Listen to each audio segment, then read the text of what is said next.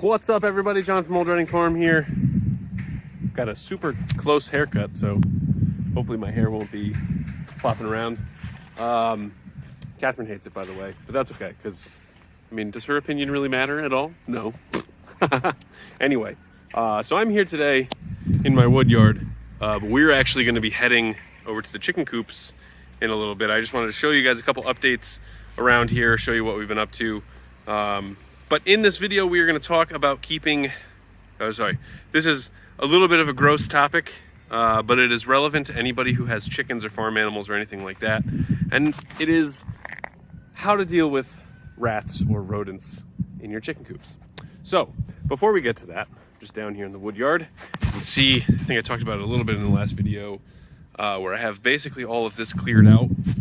I got rid of most of the scraps that I had back here for a while, so I'm hoping that soon this will be a much more organized area. I do have a lot, the last load of logs that I got had a lot of like little pieces in it and a couple of tulip logs that are really cracked, and it just, it takes a little bit longer to deal with them, and I don't have a super good area set up for that yet, so still working through that. But let me show you a couple other things we got going on. First of all, we had a huge windstorm that knocked literally the top off of that tree. And it has been really windy recently. And I don't know if that's like due to, we took down a whole bunch of trees like sort of everywhere, but it's been really windy recently, as you can hear. Do have some nice grass growing in. To those of people who say to leave the leaves, and that they do not kill your grass, I would sort of beg to differ. I was really hoping that we would be able to leave the leaves, but as you can see, anywhere where there were leaves, it killed our grass. So anyway, I think going forward, we'll probably just mulch them.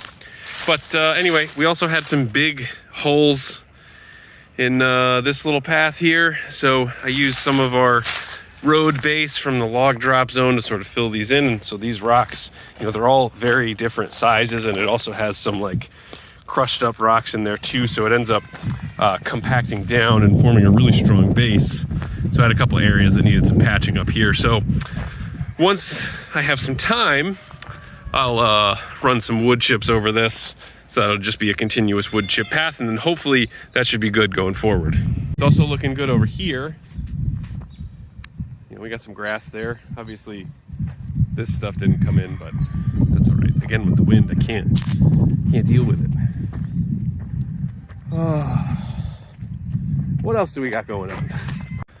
We have our peacocks here. How you doing, bro? You good? Hopefully the ladies like that display. That is one heck of a display there, pal.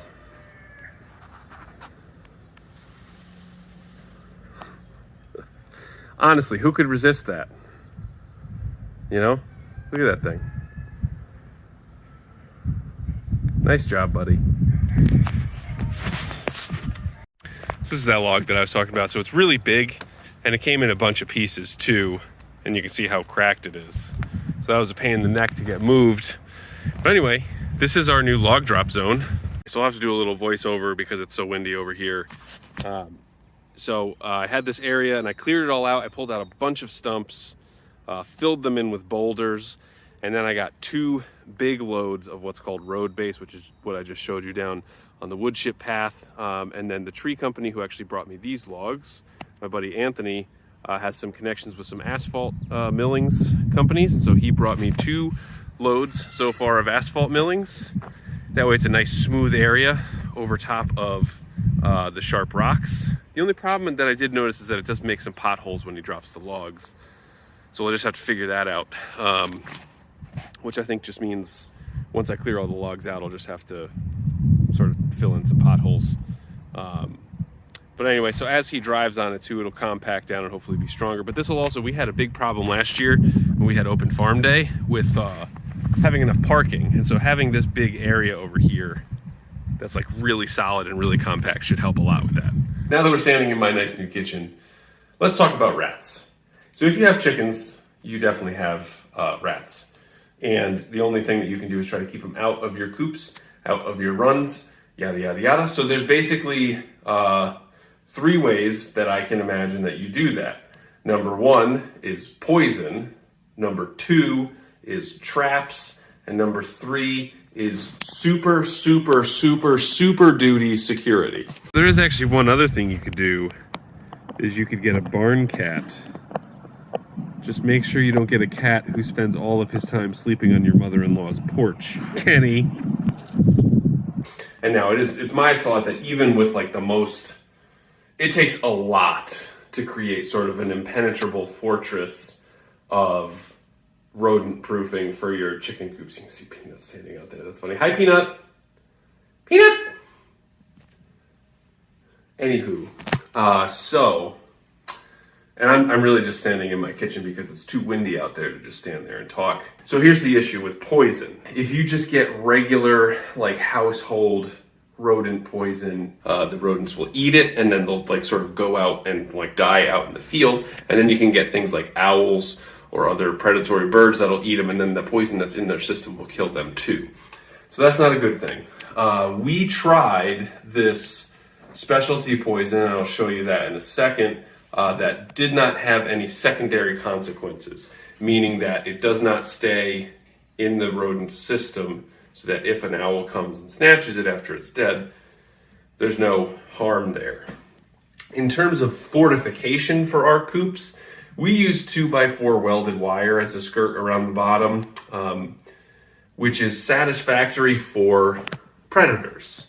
You know, we're not going to have any raccoons coming in and digging a hole and getting our chickens that way. That's really what we were most concerned about.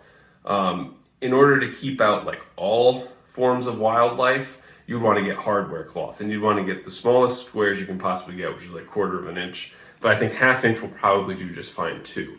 So basically what you would do with that is you would run it along the side of the coop, and you can either have a skirt. So like if this is the side of your coop, you would have it come down and then go out like 1 foot or maybe 2 feet. That way, anything that's going to be digging under your coop is going to try to dig straight down, go over a little bit, and then go straight back up. They're not going to want to dig down and then dig forward 3 feet and then dig up.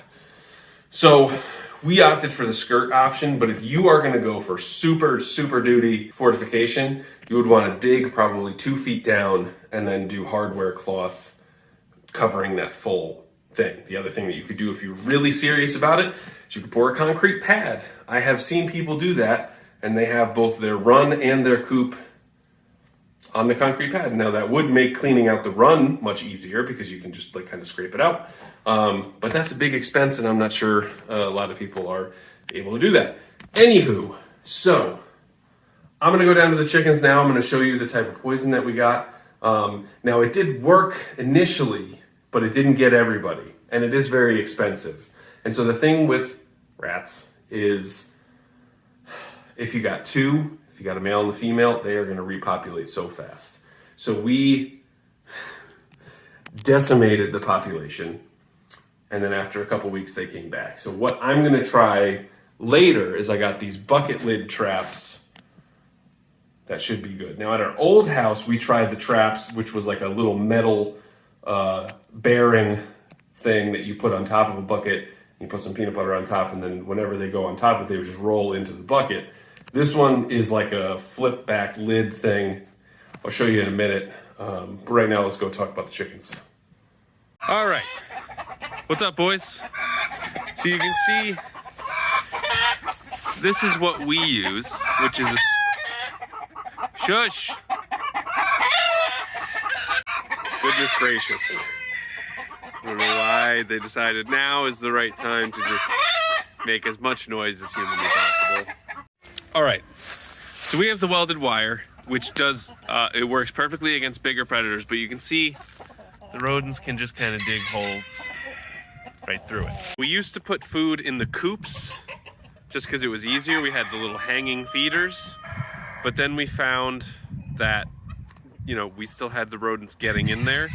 So then we put the food outside in like the little rubber tubs there, and then we gather it at the end of every night so that there's no food sitting out. That's another important thing So that's an important thing to consider, is that you want to pick up your food. I forgot to mention that before. But anyway, so you can sort of see what we're dealing with. And so what I got here is just a simple 5-gallon bucket that we've actually had for a while. And I bought one of these. It's a 4-pack, so we'll see how this one does, and then I'll see if I can free up some other buckets and set them up. So right now I'm going to set this up and see how it does.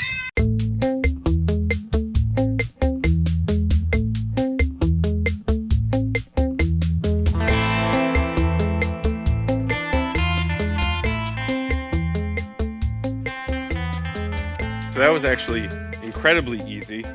There's just a few parts to this.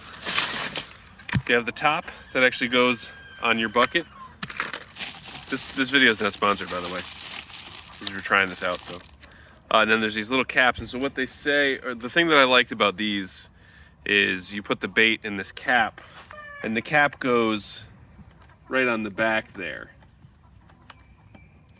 Yeah, just like that. And then I guess, so what happens is there's a little, oh